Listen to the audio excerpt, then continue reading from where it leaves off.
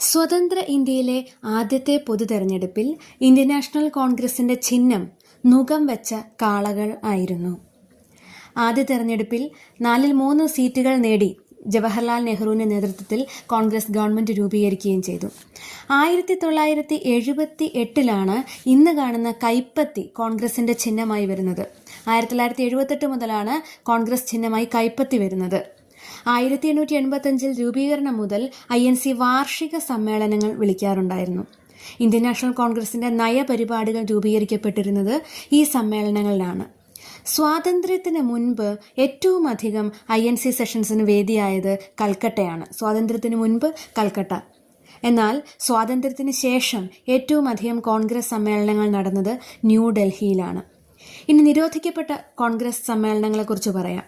1932 ന്യൂഡൽഹി സമ്മേളനവും 1933 കൽക്കട്ട സമ്മേളനവുമാണ് ബ്രിട്ടീഷുകാർ നിരോധിച്ച INC സമ്മേളനങ്ങൾ. ഇന്ത്യ സ്വാതന്ത്ര്യം നേടുന്ന സമയത്തെ Indian national Congress president JB Kripalani ആയിരുന്നു.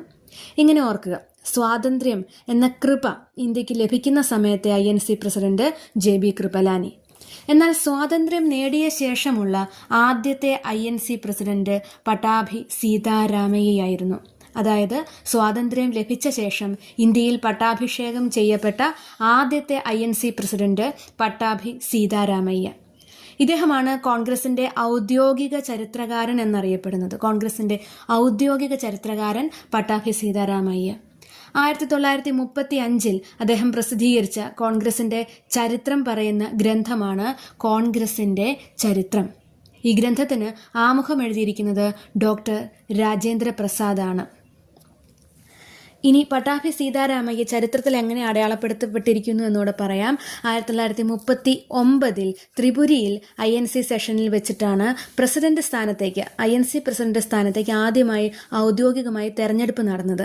അന്ന് ഗാന്ധിജിയുടെ നോമിനിയായി സുഭാഷ് ചന്ദ്രബോസിനോട് മത്സരിച്ച് പരാജയപ്പെട്ടയാളാണ് ശ്രീ പട്ടാഭി സീതാരാമയ്യ. ചരിത്രത്തിൽ ഏറ്റവും അധികം അദ്ദേഹം രേഖപ്പെടുത്തപ്പെട്ടിരിക്കുന്നത് ഈ ഒരു സംഭവത്തോടെയാണ്.